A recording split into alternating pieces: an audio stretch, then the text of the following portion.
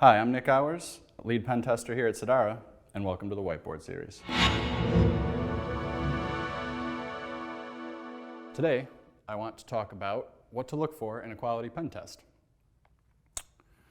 So what we see here at Sedara is a number of our clients who have basically talked to us about some of their previous pen test experiences or engagements, and it's been a mixed bag. Sometimes you'll get people who are very happy and we're just moving to a new vendor, entertaining new vendors out of what they consider best practice. Other times people were more skeptical with the results and come to us with a lot of questions in terms of what they really should be looking for out of a pen test. And that's exactly what we want to discuss here today. So the biggest thing is a vulnerability scan is not a pen test.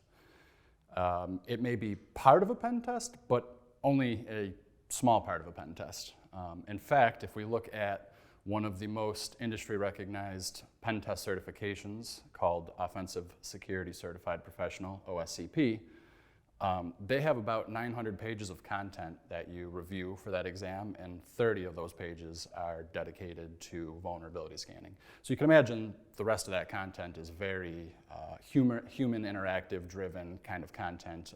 You're not just clicking scan and seeing what happens. So if we look at OSCP and the following certifications that come after that, they actually get increasingly difficult and more complicated and less involved in vulnerability scanning and more involved in manual human interaction with different technologies in terms of probing them for vulnerabilities.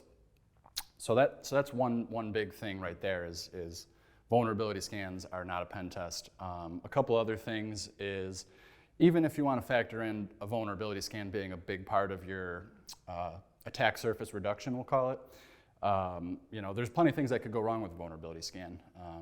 First, you have to account for all of your assets. If you don't know where all of your assets are, there's going to be missed vulnerabilities potentially because there's missed assets in terms of scanning.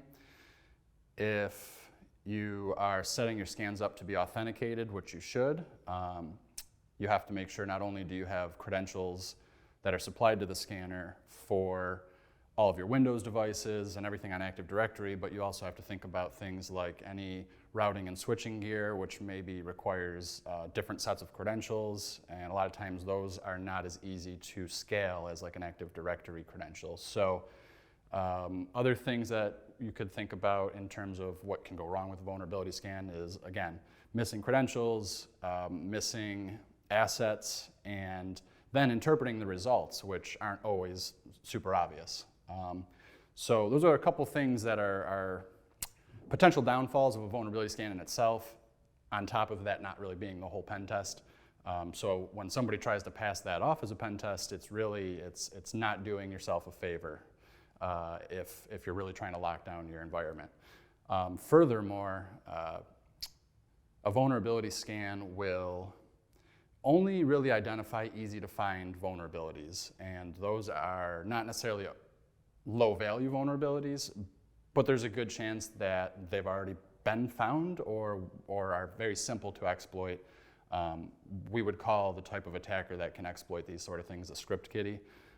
That just basically means they don't really need to know a ton to do the damage that comes from a vulnerability like this.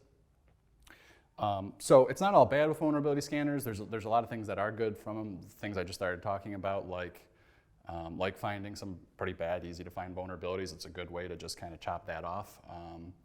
Another thing is certain compliances, like PCI compliance, for example, which is basically anybody who processes any sort of credit cards.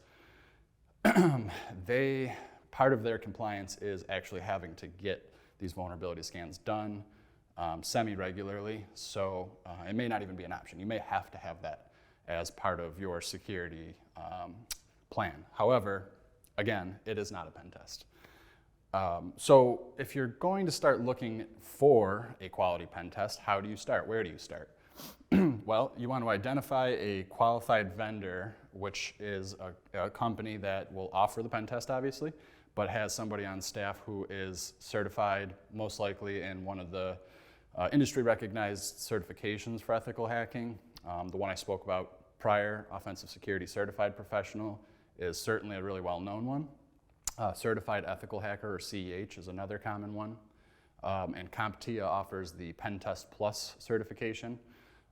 These are all certifications that if there's a pen tester on the staff of a vendor who has these certs, there's a great chance they know what they need to know to get through a pen test efficiently. There's really no shortcuts to these exams or certifications. They're proctored. They're not open note for the most part.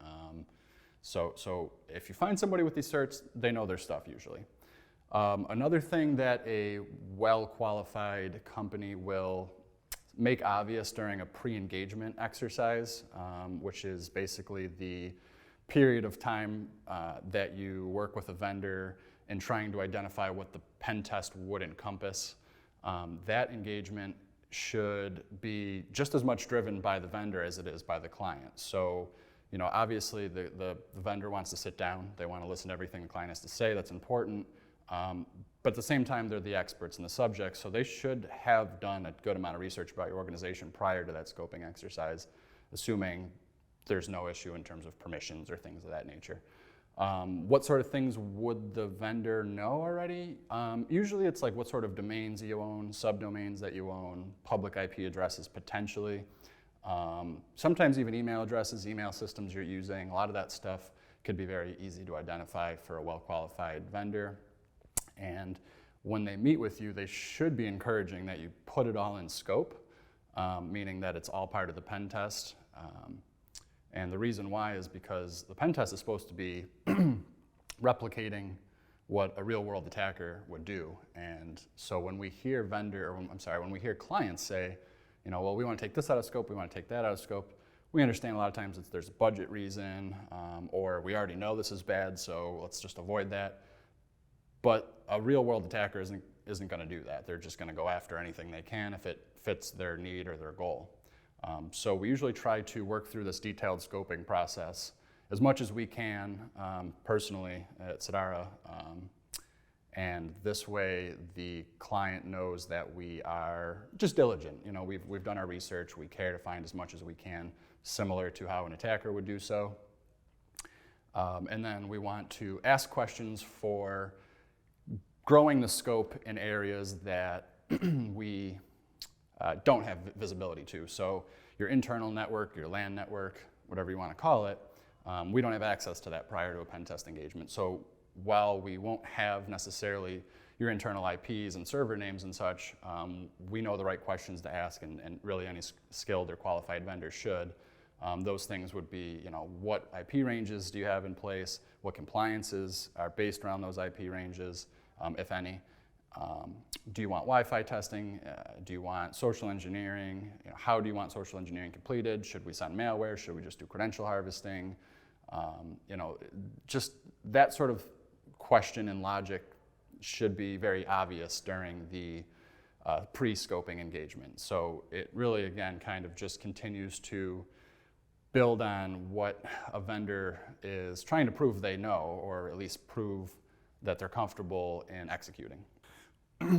So at this point, hopefully you've identified that the vendor you're considering getting a pen test with is credible via asking about certifications, kind of observing how that pre-engagement scoping exercise went, seeing how passionate they are really about what is best for your environment versus just selling a pen test, right? You want them to actually care. It's your security, it's your business. So let's say we've got all that out of the way, you're ready to pull the trigger on a given vendor. What should you expect during the engagement? The engagement started. Well, a pen tester tries to stay quiet, usually, again, just like a hacker, a malicious hacker, I should say. Their goal is to find everything of value in the network and figure out how that would impact the business. Sometimes that's theft of intellectual property, or sometimes it's simply, let's use a bad attacker, for example, to deploy ransomware. In either case, the attacker, good or bad, needs to have the highest level of privilege that they possibly can before they decide to execute the attack. And to do so, they usually have to move around the environment a little bit, ideally without getting caught. Getting caught could make their job much more complex. So if you don't hear from a pen tester through an engagement, that's not necessarily a sign that they're not diligently hard at work. However, there is some very important open lines of communication that should exist during the engagement. This would be primarily in the event that something negative happens. That could just be a performance issue on a given server that's being tested. This could be just super suspicious activity that there's evidence of. The reason the line of communication would be so important is because the client should feel very comfortable going straight to the pen tester. I guess the real point here is knowing that the pen tester has answers other than yes or no, basically. When they talk through the process with you of any really given situation that occurs during the engagement, it just sheds light on the fact that they're confident in what they're doing and they know what they're talking about. So you have open lines of communication, you are going through your engagement, if anything bad happens, that's really the main reason why a communication would occur during the engagement. You're starting to wrap up and you're looking forward to that report. What do you want to look for in the report? What would your expectations be? Well, again, not to beat up on the vulnerability scan, but if it looks like that's all you have in your report, that is a red flag. That is certainly potentially a indication that some vendor maybe just put your information into a scanner, hit go, kind of prettied up the report, maybe put some branding on it and delivered it that way. So what things besides vulnerabilities listed in your final report would kind of indicate that you got a good quality pen test? Well, yes, the list of vulnerabilities is good, but how they actually impact your business is usually something the vulnerability scanner cannot do. It will not understand if you are in possession of intellectual property, or maybe it'll recognize credit cards or social security numbers, but there's just so much that it doesn't know in terms of how your specific business is impacted by those vulnerabilities. So what we like to see at the end of a list of vulnerabilities would actually be something like an attack narrative that talks a lot about how those vulnerabilities are leveraged together to create a bigger impact. So for example, there may be one vulnerability that seems like it's not super serious, and maybe there's another one that it's a medium, it's not super severe, it's not on its own going to crumble the organization, but there's plenty of times where, for example, a low and a medium severity vulnerability together can create a critical impact. And again, a vulnerability scanner on its own is not going to do this, not going to know that, and a pen test will be able to elaborate on that a lot more. A pen tester may not know the ins and outs of every last piece of your business, but they have the human element of taking everything that they've seen and painting a picture. And again, something you'll miss with a vulnerability scanner. So when you're looking at your report, if it's missing any of that kind of custom logic into how it integrates into your business, there's a pretty high chance it was a really basic scan of your environment. And if there's a lot to talk about, there's a good chance that you got a high quality pen test. One last thing that I will say we've started to notice in the industry is companies offering a automated pen test or some sort of pen test in a box. They don't want to use the words vulnerability scanner, but they're really just a fancy vulnerability scanner. It's still missing the human element at the end of the day, even if there is a little more configuration involved. It's still a product that a malicious party or an ethical party could analyze and figure out what it's not doing or what it is doing and just work around that. Because that is what cybersecurity has been historically, is a game of cat and mouse. So let's say you've gotten a report from a vendor and you're not really sure what you got. You don't know if it was a vulnerability scan cloaked as a pen test. You don't know if it was just a great effort pen test, but there really wasn't a lot to talk about because you're doing well. If you're not sure, there's a good chance the vendor didn't sit down with you and go through that report, which is something we always do. We want to make sure that anybody that looks at the reports we deliver understands them completely, and they're delivered with a phone call that explains to you everything you're looking at. So if you're looking at a report and you're not sure what you're looking at, we're probably the right people to contact. You could go to sedarasecurity.com and you could get more information about contacting us. We'd be happy to look at some of these reports and tell you what we think. We'll be honest. We don't want your network security to struggle because of any assumptions that were made on a report. Thank you for watching the Whiteboard Series from Sedara. My name is Nick Aures. You could feel free to reach out to sedarasecurity.com for more information. Thank you.